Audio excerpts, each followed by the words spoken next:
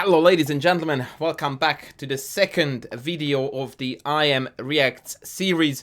Today's guest is going to be Fionn. Fionn is a relatively new member of the chess punk community and a really awesome dude who contributes already a lot on Twitter where the chess punks gather, and I very highly would like you to recommend to join our community there. It's chess only and it's a really awesome supportive environment where we share chess ideas, chess lessons, chess concepts, positions, puzzles, the whole shebang. It's really fun. And Fionn has joined us recently, already posting puzzles, questions, problems, a really active member of this community, and it's a delight to have him on board with me now. He submitted the game, so without further ado, let's begin with Fionn's masterpiece. Away we go. Hey everyone, this is Finn. I am gonna record one of my Rapids training games on. Damn, I forgot to tell you something. Fionn is a reincarnation of Eric Rosen, 100%. The mannerism, the way how he speaks, it's just... everything is just total Eric Rosen. Love the dude. Let's go. Lichess today. I'm gonna play a 15 plus 10 game. And I'm searching now, so hopefully we'll get started soon. Okay, here we go. So I'm going to play on d4. My opponent's rating is pretty similar to mine, around 2000s. I'm going to play my normal Queen's Gambits. Knight c3 here is the move that I play. a6. Okay, that's already very weird. So, what I really like here... sorry, Fionn, we need to stop you, buddy. What I really like here about Fionn's approach is the fact that as soon as something unexpected happens on the board, he immediately makes a comment. And an evaluative one, if that's even a word. So he immediately called this weird. Now, there are really various ways how you can evaluate or misevaluate a move like that, because you could call it weird like he did, where in fact it is actually theory. It's called the Janowski variation. And if I'm not mistaken, this is one of the lines that Christoph, legendary chessable author Christopher Selecki, promotes for black. Anyway, long story short, I love the reaction. It is very important that you try to attach some kind of value to a move that is out of the expected range. And it doesn't really matter that you are right or wrong, really, in the grand scheme of things, as long as you attach a value to it and your response is matching the value that you're talking about. So Fionn here identified that this is a bit funky, and now he's trying to evaluate and add up the pros and cons. Now there, he's going to miss a couple of things, but the approach is perfectly spot on. Against normal moves, I play c takes d5. It's like knight f6, bishop e7. So the question is, does this a6 move help him at all in those kind of variations? Very good thinking. This is the analytical, critical type of approach everyone should take as soon as you are out of book. And note how he's posing, pondering. There is no instant response. You will find a lot that on far lower rated club level, people would instantly play a move without actually giving it the necessary thought and consideration to measure up what it does, what's the point of the move, how I would be able to counter it, and so on. And Fionn here does a good job of that to some extent. I will explain to you the extent where he falls short. The answer is no. And so probably he wants like this sort of thing. He wants to play like b5, b4, maybe. I'm not quite sure what Fionn means there, but maybe he's referring to after taking on d5. But the sole purpose of a6, actually, and very quickly I would like to show you this, is to take on c4 and then defend it with b5, which is why, by the way, the main move is his preferred c takes d5. Now I'm going to skip actually a bit in the video, because he says something very important a fair bit down the track. So let's have a very good listen to what Fionn has to say. Actually, I jumped a little bit too much, so I'm going to... yeah, let's go. No, he has already played e4. Let's go back until here. He can't really play b5. because it's defended twice. So I think I might try and punish this with e4. Note the word punish. Once again, if you watch my videos quite a bit, you know that I love that type of stuff. I love the language. So in his mind, Fionn says, a6 is garbage, therefore my response needs to match that value, which is very limited. In fact, it's a negative value, and so I'm going for you. And he says the word punish. Now, turns out that his evaluation is wrong. The move is actually not garbage, it's playable, and therefore it's rather not doable to punish it. But nonetheless, the train of thoughts, the action consequence is perfect. This is the harder part. So let's see how we go. Looks good, just controlling the center. Now I'm going to skip the... You probably will get some counterplay against my center here, but... Yep. Marshall Gambit. Damn it. Let's go again. It's reminiscent of some lines in the Marshall Gambit. Bingo! Now this is a really awesome recognition. And this is something that Fionn should have done before playing e4. And to a very large degree, this is the key moment of the game as far as Fionn's learning is concerned. So I would really like to spend a fair bit of time on this. So Fionn eventually decided to punish the whole story with e4. However, he only made the analogy and the connection with the Marshall Gambit after playing e4, which was a major flaw in his thinking. Now, to clarify, e4, d takes, knight takes, bishop b4 check was played in Fionn's game. The Marshall Gambit that he's referring to, which is, by the way, one of my favorite gambits and is to be found in my 5 favorite gambit video, which I might link down below, goes like d4, d5, c4, e6, knight c3, c6. This is the difference, that the Marshall Gambit is with c6, e4 takes, knight takes, bishop b4, bishop d2, queen d4, bishop takes, and queen takes, he check. Whereas Fionn's game is going to go with a6 instead of c6, e4 takes, takes, bishop b4, bishop d2, takes, takes, and takes. Now, I don't want to really... Oh, I was on the wrong layout. I don't want to preempt much of the video because I like it when you listen to the guest more than to me, because I think that it's really awesome to follow their train of thoughts. However, here I need to spoil the party a little bit, and the reason for that is because Fionn actually does not do what is the most logical thing to do if you have the knowledge to realize that your opening looks like something else. Right? So now the next step to make is that you go like, well, let's compare them. And he doesn't do that. And that is such a big miss there, and it is such an amazingly educational moment. Would be either way, but now the big learning is that, oi, why didn't we just think it through and compare the two? So Fionn here basically talks himself into an extremely optimistic mindset, which will follow through the whole entire game, and it's going to leave a massive mark on every single decision Fionn makes, and it's really, really curious and awesome to watch in some ways. But to talk chess, very quickly we can establish that actually a6 is heaps better for black, like a world of a difference compared to the Slav. And the reasons are very easy to spot. The main one is that because of black hasn't played c6, knight c6 will be doable. And that's a huge tempo and a beautiful square for the knight.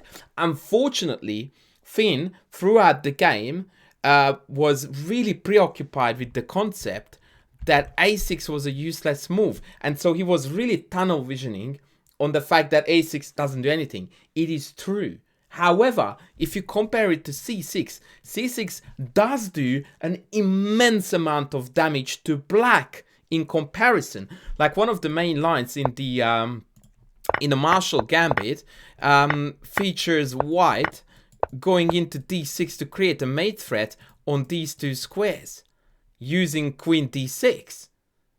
hello, like you can't do that in this setup because the pawn in the game setup, because the pawn is on c7 covering it. Also knight c6 is coming, and all of a sudden, if we actually did use this line of thinking, we conclude that this is entirely unplayable for white. Like it's not even gonna be close to have enough compensation. But unfortunately, Fionn, whilst he did recognize the analogy, he then did not use that information to compare, contrast, and then draw a conclusion. So now I'm going to skip a bit again in the video. So let's go. And I think my next main point is going to come at 3:10ish. For him. And I have this very strong bishop on the b4 square. However, bishop d2, he also has bishop takes d2, queen takes d2. But then I think that should be okay because, okay, he could play knight c6, but there's always knight f3 and d4 will be nice and protected. So I'm actually quite... I like that he called out variations there. That will be my second criticism for Fionn, that as you will see throughout the video, we are going to hear very few lines correctly evaluated, or rather calculated and then evaluated, but I don't want to get ahead of myself. Now I'm going to jump here a fairly big one to get to the next very instructive moment. So we are going to go all the way to here, and we'll join in Fionn's train of thoughts hereabouts. When d4 was captured and now queen e4 check was given. So he's tossing up between knight e2 and bishop e2. Bishop e2, queen g2, bishop f3. That doesn't look too appetizing for black, to be honest.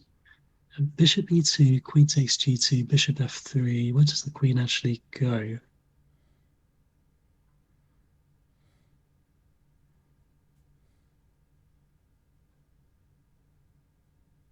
I think I'll play this.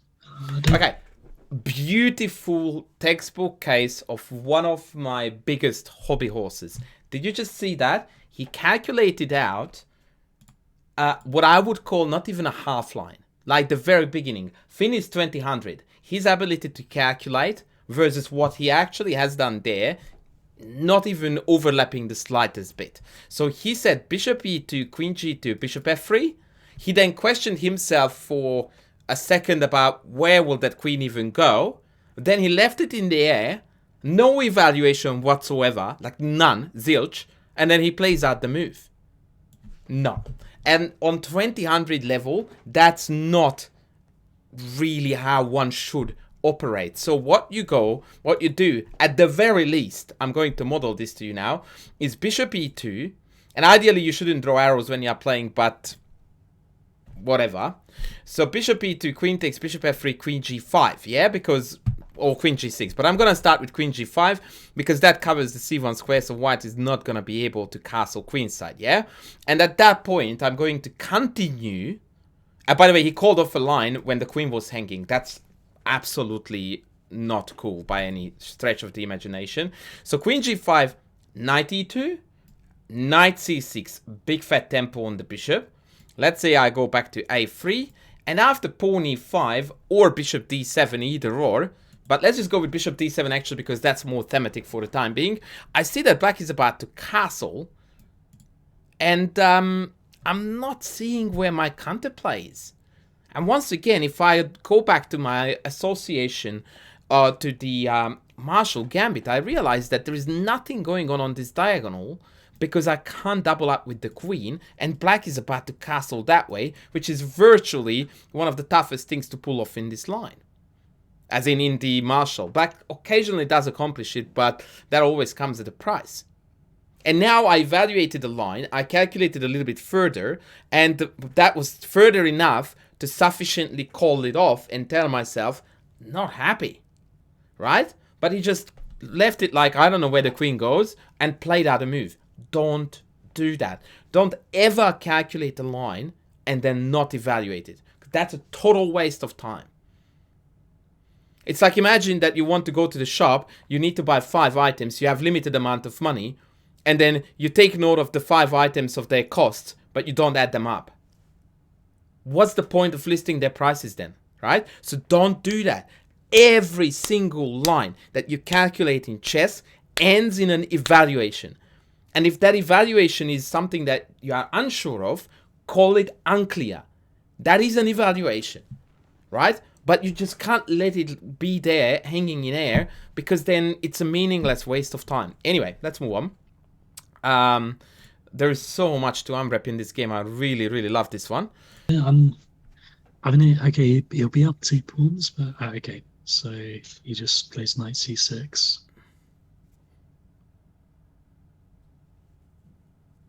I really love, in some ways, what Finn is about to say about what's to come. Listen carefully.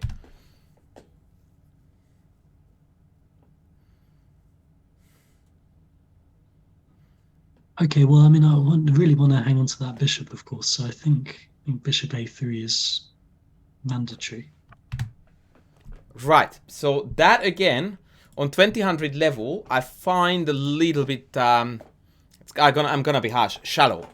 So, and this is actually partly what I told you about the optimism that carries Finn through this whole game. So after knight c6, he goes bishop a3 is mandatory.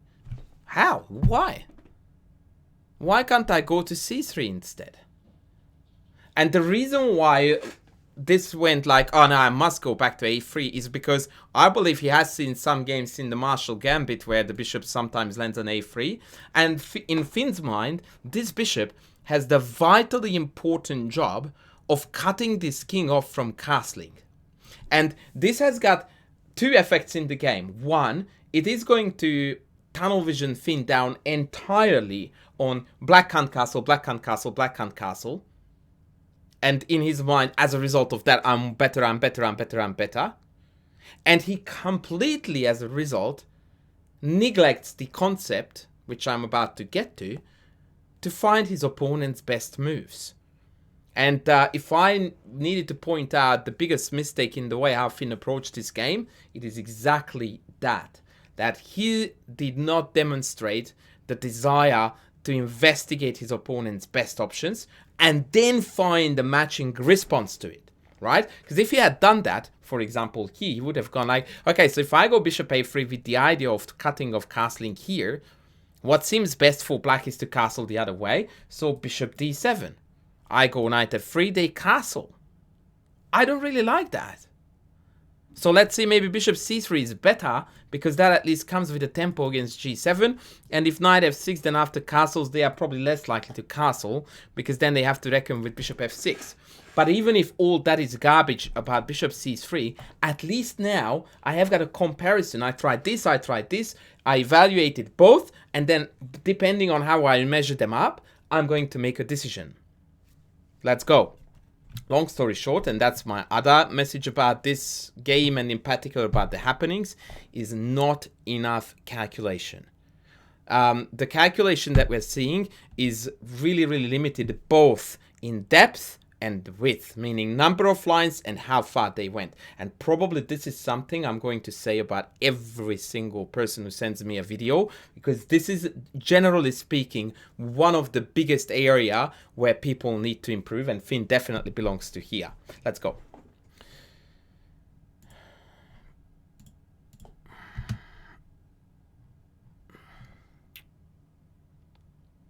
I'm looking at my notes because the video is very long actually, so I'm skipping quite large bits. Ooh. Okay, but now I can play knight f3, and I think things are looking pretty good. Yep, knight f3 is fine. Castle here. See? So now Finn goes like, he goes into this absolutely fairyland happiness of, how does he even castle? He can't do it. So I want to castle kingside. He cannot castle kingside. Isn't that amazing that he specified that he wants to castle kingside, but when it comes to black, he doesn't actually make that distinction, and he just goes like, he can't castle. Yes, he can. And this is where this falls apart, really, in terms of Finn's thinking. And this is how a much better player would have exploited this type of short-sightedness, is that his optimism sort of talks him into believing that his position is amazing. And by the way, at this point, I must point out to you that it's quite an amazing phenomenon that, generally speaking, on club level, an optimistic player usually scores much better than a pessimist, because they talk themselves into positions that they are good when they are not, but because of the relative skill set of the players and the difficulty of proving many of these optimistic variations wrong, results in them scoring like there was no tomorrow. And it's a lot easier, by the way, to play well when you think your position is good, even if it's not. It's a psychological factor. Right? Imagine playing soccer when you are 5-love up, or 5-0. You think like, oh, we can't possibly lose this. And whilst there is no, objective measure of this in chess, like there is no one to tell you, thank God, that what your objective evaluation is. If you think that you are 5-0 up, yeah, I'm going to win. And that mentality can score you a lot of wins until you reach a certain point. And then clear objectivity is your only way. But once again, Finn, he fails. Absolutely 100% fails in terms of trying to figure out his opponent's best moves. And I've kind of got this... I suppose this is the time to maybe start thinking, do I have tempo gaining moves against his queen? Just so delicious sentences for a coach. And I hate to sound so negative or, rip into everything he says, but it is so damn educational. He says, are there any tempo winning moves on the queen? Mate, it's not even your move. You shouldn't be thinking here about what you are gonna do. That's not how we think at 2000 level. At 2000 level, we think in lines. It's black to move. So your thinking here should be like, this is very vague and abstract. And that is no good at all. Like, let's see how I can... Not your turn, mate. Like, we need to find a response to what is about to hit us, not as to what we would like to do. So here, it is well and truly, now we are in fairyland, thinking that it's all fine and dandy. Once again, correct way of thinking. I really am worried about e5. Or, I think Black's best move is e5. Let's just go to my beloved chessboard for a second. Yeah, so bishop went back, knight f6, knight f3, and we're thinking about attacking the queen. E5, castles, bishop, let's just go. Actually, you know what? No, I once again will go easy. Bishop d7, castles, castles, not happy. So now I am thinking, what is my best move against bishop d7? Because it seems like I really can't stop queenside castling, which I'm very, very unhappy about. Okay, maybe after castles, I have knight g5 hitting queen, hitting f7, queen g6, and now I don't have bishop d3 because the knight hangs. Note again, calculating outlines, drawing conclusions, right? So I go castles, knight g5 hitting here. Queen goes back to g6. Bummer, the knight is hanging. I don't have time to hit the queen. I have to retreat. Doesn't work. Okay, let's try to hassle the queen again. Castles. Bishop d3. Where would the queen go? Queen g4 or queen f4? Queen f4 looks more frustrating because I don't want to play g3 because that weakens my king. And if I don't, I'm facing e5 and I don't seem to have an adequate response. So I will end up actually playing castles because this appears to be white's best. But my evaluation is that we are clearly worse. Absolutely 100% clearly worse. And we are now trying to stir the pot and muddy the waters so that we can find some counterplay. And that is me thinking about my opponent's best moves. I'm not interested in how awesome it would be if I could trap the queen. I'm interested in, can I beat my opponent's best move? Because if I can, then I can beat them against everything. The only way to figure out if I can beat my opponent's best move is to figure it out. And you must have this drive. It's almost like you want to hurt yourself. That you want to actually prove yourself wrong. You want to know what's going to hit you the hardest. And Finn needs to improve in this department for sure.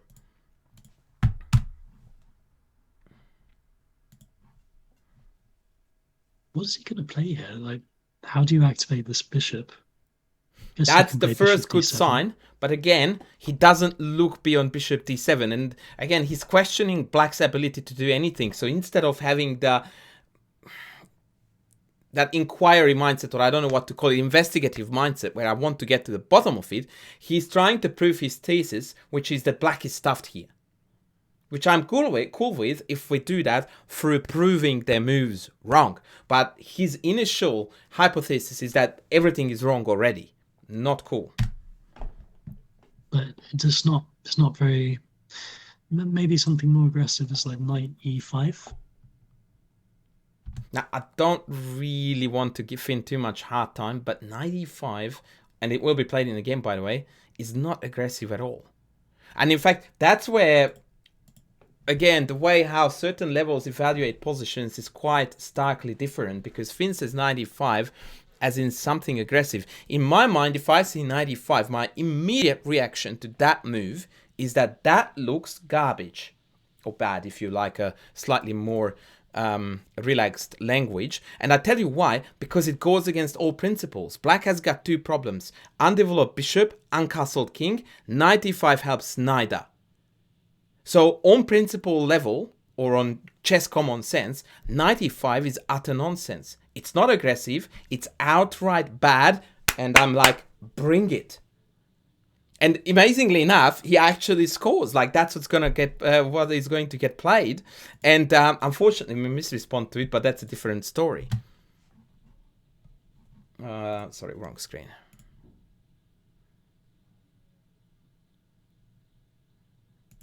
I'm going to skip. Now, this is the last bit which I'm going to really shred apart. Just castle this c4 pawn. So Finn takes note of the fact that the c4 pawn is hanging. But I will let this slide. So I think if I just do nothing, that there is queen b3, but then it's more difficult to castle because my bishop on e2 will be hanging.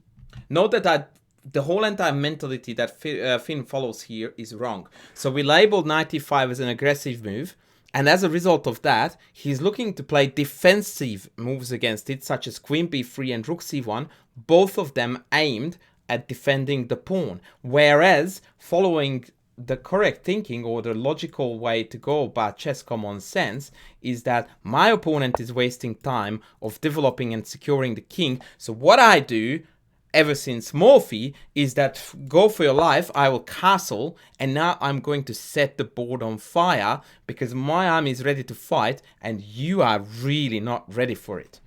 But I think that Finn actually does calculate a little bit of this out, so I want to go there.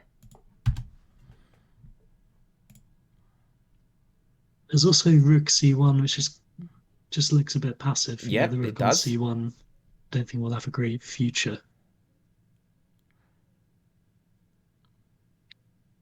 So I think it might be best to trade knights and then castle. And just say, I've got more active pieces, I've got the bishop pair, and you're not going to castle. And I think that should be more than sufficient compensation for the pawn. And he eventually does. Now, the one last thing that I'm going to, oopsies, I didn't mean to do that, that I am going to have a go at is the fact that once again, we have made a decision not based on variations. And that is really hurting us here, because if we had done so, like, we did not calculate this line at all, which should have been the very first thing to do. And by the way, this mentality is the biggest hurdle for many of my students to overcome. Many of you will recognize yourself when I say this, is that when they notice that something is hanging, they're instantly, as if it was like a must, like written in the rules, going to c4 is hanging, I need to defend. No, absolutely not. On the contrary, best approach is to try to prove that this is not hanging by playing aggressive, developing moves that initiate that. Material doesn't matter. That is not the number one pointer when it comes to evaluating positions. This position is going to be decided by black's inability to castle and black's inability to connect pieces. So when you are in that board, pawn grabbing is meant to be the worst thing you can do. So when your opponent tells you that they want to take a pawn, you don't go like, I need to defend. You go like, hang on, that is meant to be the worst thing my opponent can do according to basic chess principles. So why would I defend? I'm gonna castle, take me please, and now I'm gonna start calculating if I can prove this wrong, because I should be able to. So I continue. Bishop takes, queen takes, rook c1. Another tempo. Queen goes, let's say here, rook takes c7, the game is over. Done. Now I go like, okay, so hang on, after castles, knight takes, queen takes, rook c1. Can the queen go to square where it defends c7? Oh yes, it can go to f4. Bugger. Does it not work? Well, let's keep on calculating. Can I chase the queen? Ah, g3. Right, can the queen still stay on the diagonal? No.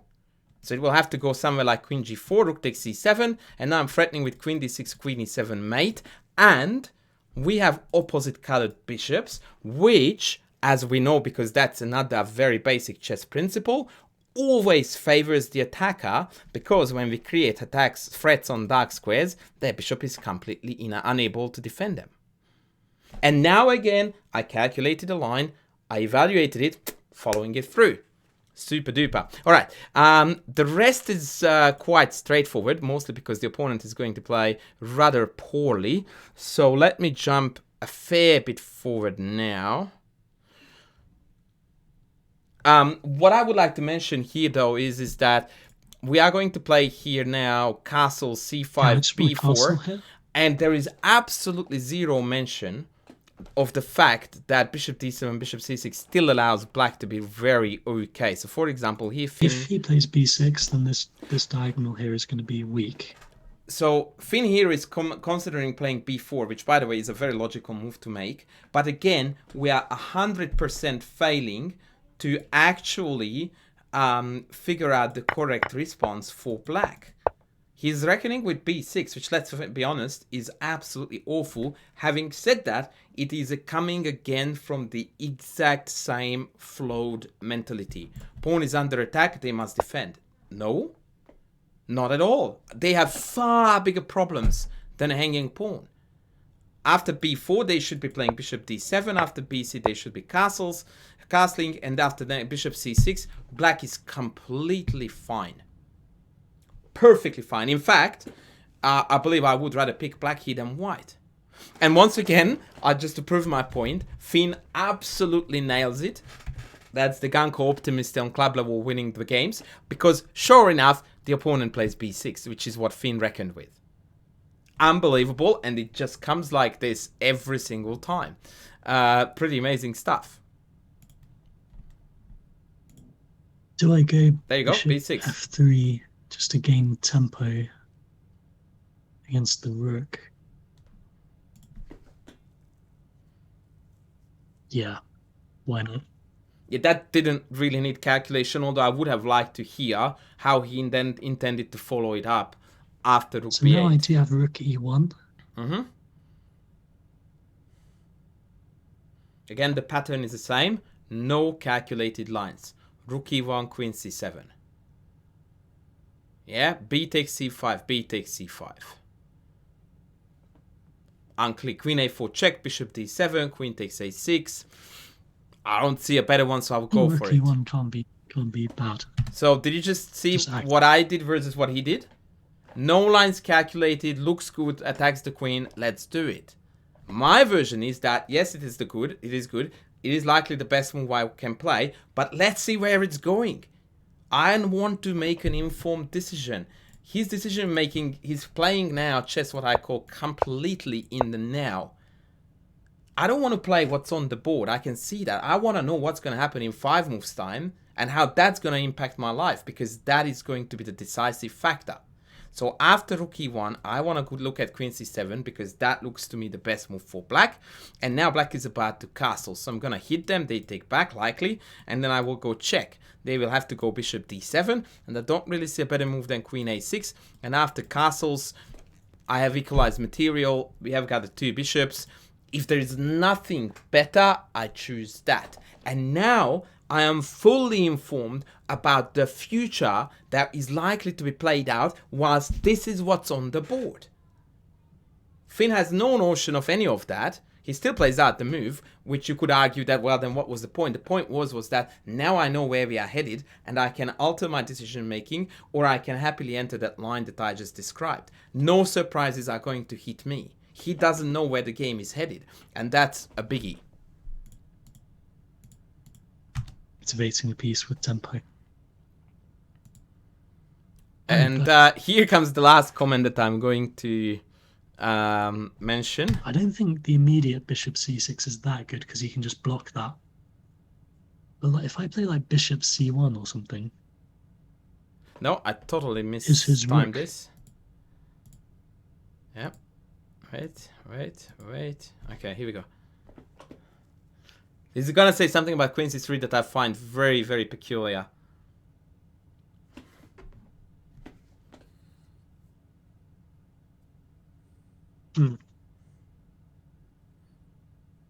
Oh, but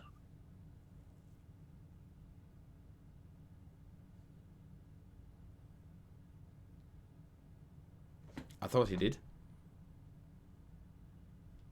Come on, Finn. Say it. Quite dubious, like his tiny, but it will. There it is. Okay, one more time. Sorry.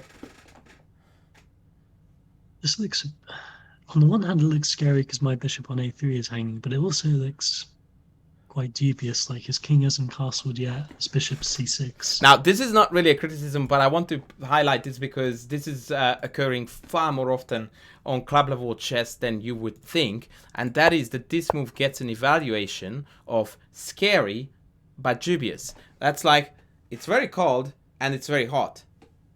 Nah, it's one of them, right? It can't be both. And I really like clarity every single time when we evaluate positions like this. And once again, you have the pointers.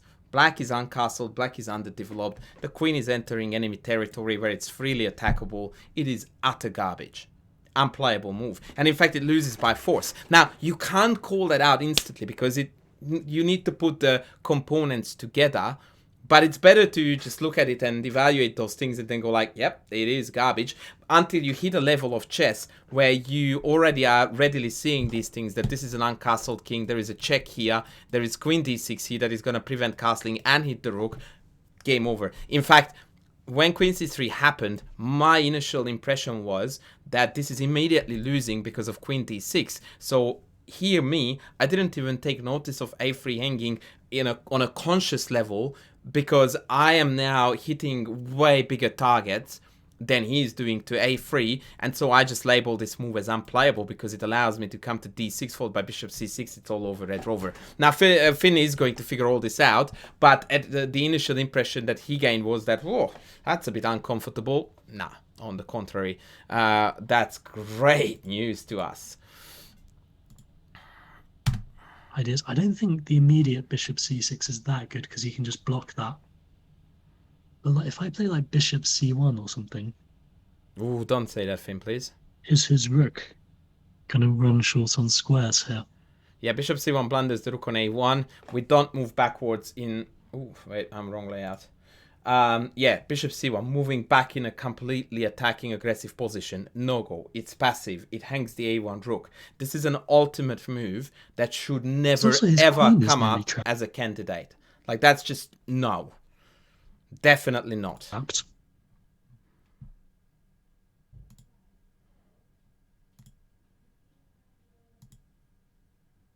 Lots of thinking here. I would have liked, by the way, him here to talk to us, but it's difficult to record yourself, I understand. Now the arrows begin to make sense. So he's looking at rook e3, rook c1, and that's exactly what's going to get played. And this is game over now, because the queen is going to get trapped. Queen takes c4, rook c1, and where'd c go? Now, at this point, I'm going to just show you the rest because I feel like this video is probably going to reach an extreme length. So after rook e3 here, what I wanted to show you was that after queen d6, if they play, let's say, rook knight d7, we have got bishop c6 and then rook here. Even if the rook remains hanging, you don't take the rook, you go after d7. And that's it. So for here, actually, rook e3 was unnecessary. The best move here is queen d6. Immediately going for the kill. And by the way, this is not about the rook predominantly. It's about the king. Just to be clear. So the winning line looks like this. Check. Now bishop d7 is met by check, and that's carnage. And after knight d7, you would think we take. No. Rook d1. Your target is not the let's rake the material back like there was no. It's mate. I am going after the king, not after the rook. And now there is no escape. There is absolutely no escape. And this is now ultimate carnage. Now, in the game, actually, Fionn just won beautifully by playing rook e3 first, then queen c4. Then he played rook c1, queen b5, queen d6, knight d7, and bishop c6. Trapped the queen, and then Fionn went on to win like the champion he is. And that was a really, really great game. Now, I would like to, however, show you something before I draw my final conclusion, because he says something quite hilarious in the very end. I took a note of the timestamp there. It's 21:25-ish. Listen to what Fionn is saying after the mate. You play so aggressively. Okay, I went a bit too excited there. One more time. Sorry, I'm not giving you a take back on this. Queen e7. Oh, wait, I'm on the wrong screen. So his opponent asked for a take back right before mating one, which is ridiculous. Wow. Okay, what can I say about that game? I mean, I do not usually play so aggressively, but I think I've been watching a lot of Andrus Toth videos, and it's clearly paying off, I think. Right, here we go. And I'm super delighted to hear that. And actually, I really loved the approach that Fionn displayed towards the game. I told you about this gung-ho optimism. Almost everything that he anticipated played out on the board. If you remember, like the moves like the c5, the b6, all of them. We totally failed in putting the effort into finding our opponent's best moves and reckoning with them. But on the flip side of that coin, this gung-ho optimism of attack initiative, I'm playing like chess coach András, this is gonna be awesome. It actually paid off like absolutely no tomorrow, and that was an awesome feature. But now I need to put the grumpy chess coach face back on. So let's draw a conclusion. How could Fionn move from his current chess to the next level? What is the path of improvement? Number one, as I told you already, lot more calculation. And by a lot more calculation, I mean more lines, more depth, more width, the whole shebang. What we currently have is insufficient. The reason why, despite that Fionn has a really attractive rating, is because he has an excellent sense for chess in general, where pieces should go, what they do there, just a good knack for the game, which you will find at around 2000 level, a lot of people display. That general ability to have a good sense for where the pieces should go, which you won't find at 1500 level. They will regularly misplace pieces completely.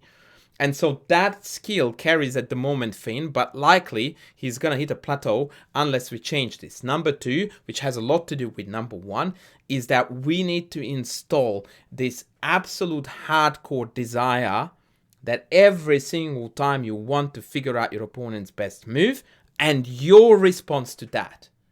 You can't ever play a move on 2000 level without knowing what you think is going to hit you hardest every step of the way. So when you are playing your move out on the screen, you already know that against your move, your opponent's most likely response is blah, and my most likely response against that will be blah.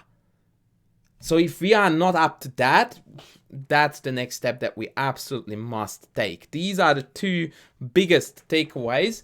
But also very interesting was the comparison in the beginning of the game, where we recognized that there was a comparison to be had, and then we didn't compare and contrast the Marshall with what we had on the board, which would have been also very interesting. So perhaps there is a bit of a what to do next there too, that if you recognize an analogy, try to investigate it as deeply as you can. I would like to wholeheartedly thank Finn for the submission for this game. He's a really awesome dude, and I have given him a lot of hard time, so I really do hope that he won't mind it, but that's how we roll here, and I believe that I need to call a spade in order to facilitate the highest quality of learning. So thank you guys for watching. I hope you enjoyed it. I have got a lot of games submitted to me. Thank you so much for, in particular, the Chesspunk community, but overall everyone who sent me videos. I'm trying to get through them as quick as I can. Please don't forget to sub, to like, to comment, and to super like if you would like to support the channel even more. I really appreciate all of this, and I look forward to seeing you in the next video. Thanks for watching.